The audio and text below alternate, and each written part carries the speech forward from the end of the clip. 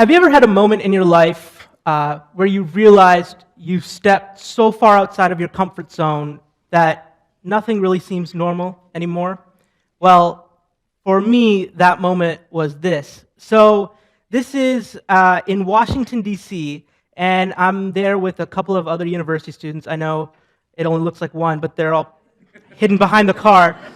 And we're actually staging a public demonstration in front of the lobbying offices for some pharmaceutical reps, trying to raise awareness about the fact that cancer drug prices are too high and that it isn't acceptable for people to die just because they can't afford the treatment.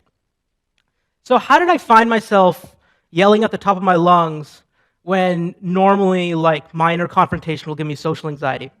When I learned about the fact that 2 billion people around the world right now don't have access to modern medicine or healthcare, when I learned about the fact that 10 million people each year die from diseases that are treatable, that moved me. That inspired me to change. And I connected with one student, then an organization, and the next thing you know, I'm helping lead movements just like this one.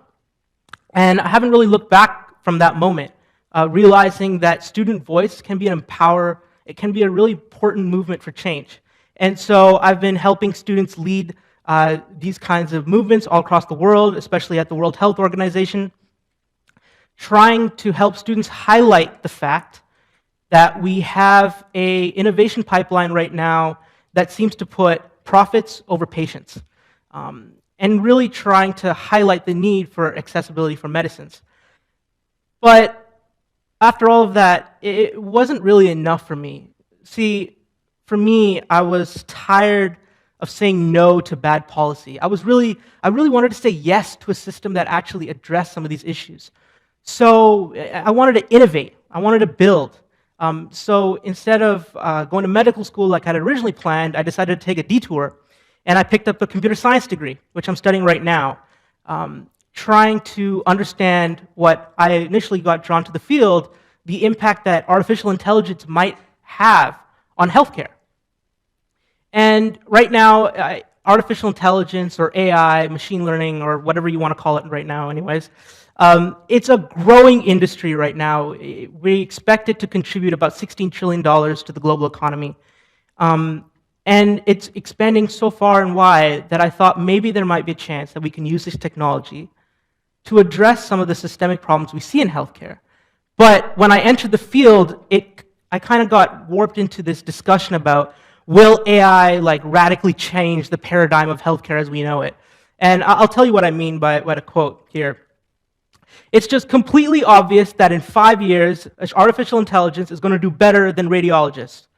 They should just stop training radiologists now. This was a quote not just from anyone. This was Dr. Jeffrey Hinton, who is a lead pioneer in AI and artificial intelligence and computer science at the University of Toronto. And he said this so casually at a discussion panel in 2016 that I honestly thought that was a joke. Needless to say, radiologists were not laughing, as you can see from the sheer panic in some of the headlines. But as I thought critically about this issue, I realized that maybe that's not the right question to be asking right now. I think, so this is actually Amara's law. It's kind of an adage that's being used in the technology space right now, basically telling us to stop being short-sighted about technology and understand what the long-term benefits are or effects are. So for me, I think asking whether or not AI is going to remove physicians is kind of the wrong question to be asking. I think rather we should be thinking about, what does AI mean for patients, and what are the impacts of that in the long run? So that means instead of asking those kinds of questions about where radiology is going to go, it means looking at equity. So I'll tell you an example. For the Global Health Organization that I work for, one of the ways that we measure success is by looking at human welfare. So we ask, when we deploy technology, how equitable is that technology being disseminated? Is it accessible?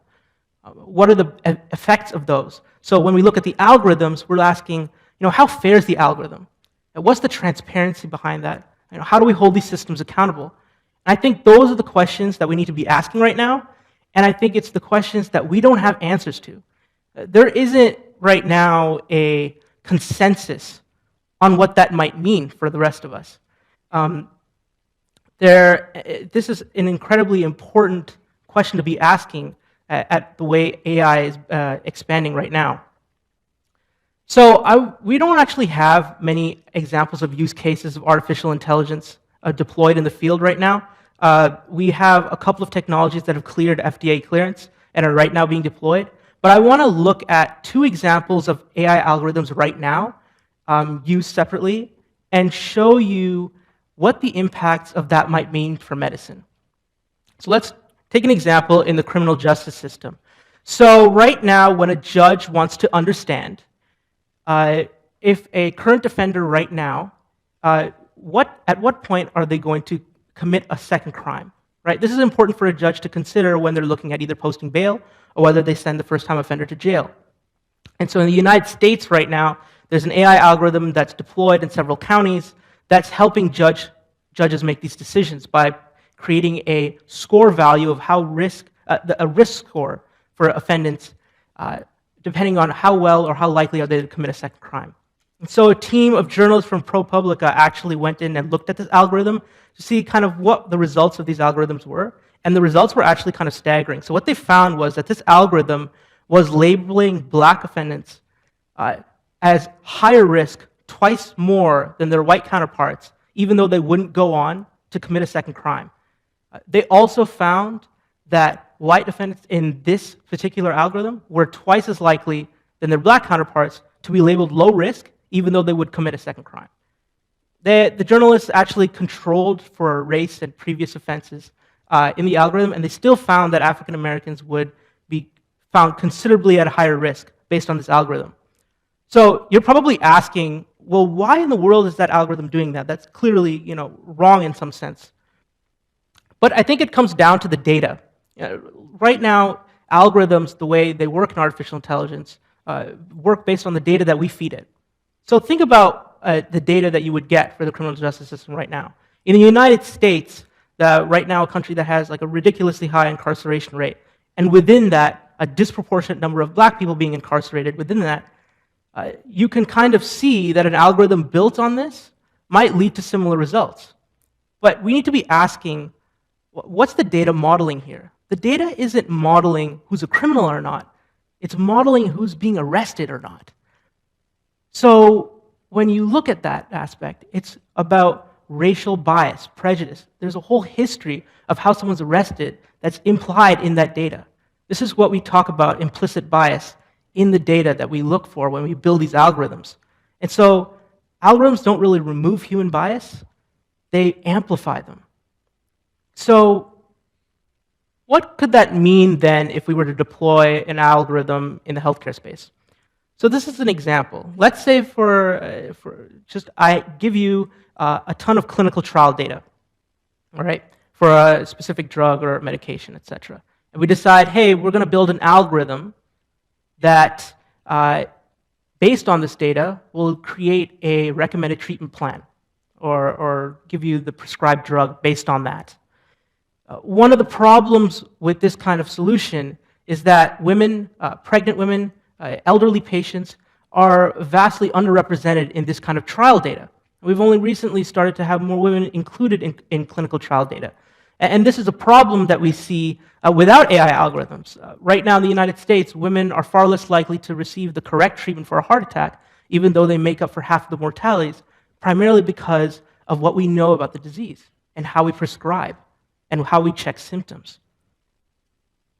Let me give you another example. Let's say we have patient profiles and electronic health records, and I tell you, build an AI algorithm that discerns the pattern from these patient profiles, and we're going to use this algorithm to help distribute healthcare resources.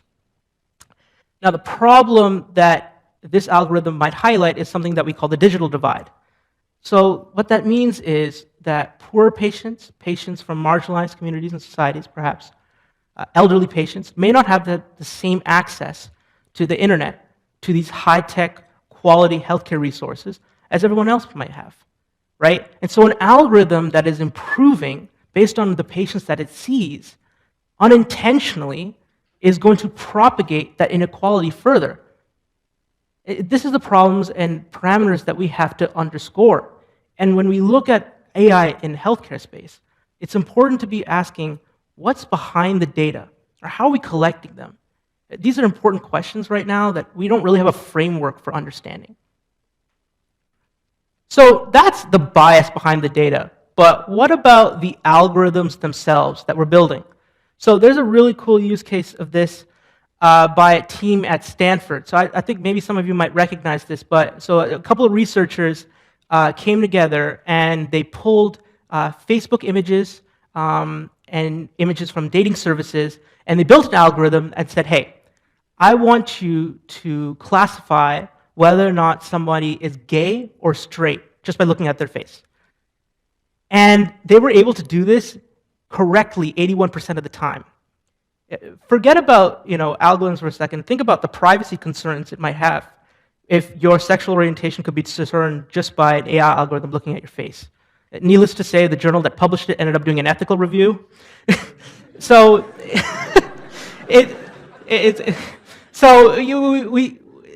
but I think the problem that such an algorithm highlights is what we call the black box problem. So let's say that this algorithm classifies 81% of the time, and then I go up to this algorithm and I say, okay, you're doing a really great job, but can you tell me how you arrive at your answers? And the problem is that with these algorithms, it's hard to do that. It's really, really hard to do that because the mathematical complexity behind making those decisions, behind discerning those patterns, it's too vast for us. So this is what we call the black box algorithm problem, where you have really high-class inputs, you have labels, but you're unable to discern the patterns that are being developed. And so how a decision is come together, how a decision is made to classify, is unknown to us. So think about what that might mean, again, in a healthcare setting. Right now, think about the relationship you have with your physician, right? Trust is an inherent component of that relationship, right? So if a physician comes together and says, here's the treatment plan for you, right? We can understand the decisions that they take. We can understand the factors that went into making that decision process. And if something were to go wrong, we can hold that physician accountable. There's a process for understanding what happens when things go wrong here. Think about when you have an algorithm. An algorithm decides this is the treatment plan for you, right? Where's the trust in that sense? The transparency in that decision-making process. If something was to go wrong, we don't actually have steps to hold these algorithms accountable. Right? The framework behind that is missing. And I think this is actually why I think Dr. Hinton and others might be incorrect when they think about, radiologists are going to go away. I think if transparency and accountability are still things that we value in healthcare, that we think are important to patients, then a physician's always going to be there. So where do we go from here? So I've highlighted bias and transparency and accountability as problems, but I still have hope. I don't intend for this to be a bleak and depressing TEDx talk. I think there are steps that we can take right now that can address these issues succinctly, given the time window that we have. One of these ways is to build a task force for AI ethics in medicine. Right now, medicine is very different than other high-impact industries that you have. Think about criminal justice. Think about public transportation. It's different because you also have a privacy trade-off, right? Think about your healthcare data. You don't want that just lying around anywhere, right? There's a security issue as well as a transparency and accountability issue that you have to deal with. And so we really need a framework that addresses this. We need basically a roundtable of sorts, or a panel of sorts, or a discussion, or an institute of sorts that brings together not just physicians and computer scientists, that brings together everyone on the spectrum of health and patients from all walks of life to discuss not only what the framework of these guidelines would be for algorithms, but also what are the ideals, what are the principles that we want to have embedded in these systems. Talking about how do we collect the data, how do we curate this in a manner that's beneficial for everyone, and how do we disseminate that knowledge to the larger public. I think also that we really need to avoid black box algorithms in medicine until we have a proper framework to understand how we can hold these measures accountable. In fact, we should be inspiring new ways to discern their complexity. Look at ways that we can pull that information out before we throw something like this into the healthcare space. But I think finally, and most importantly, I think, we need to be thinking about the next generation of data scientists. Right now, we have an educational failure, a pipeline failure, where we don't have ethics as a core curriculum in our CS curriculums or in engineering curriculums, right? We don't have an ethics component. We don't have ethics courses necessarily that help us understand the societal impact of the innovation that we build. And I think that's a major problem. If we want to tackle these issues, we need to have that background. AI is incredibly accessible to the rest of us. Anybody can really build an algorithm and go forth. But how do you understand whether or not an algorithm is good or not? How do we understand the implications of what we build? And how do we frame that in a way that's accessible and equitable? So in the end, when I think about my time as a global health activist, when I think about my time trying to highlight the failures of an R&D system that fails to think about patients and prices, and I realize that if we don't address those issues right now, we're bound to make the same mistake with AI. Right now, we have a chance to think about and address equity in the technology that we build for the healthcare system of tomorrow. So let's take up on that chance. Let's do it right. Now is more than ever is the time to act. Thank you.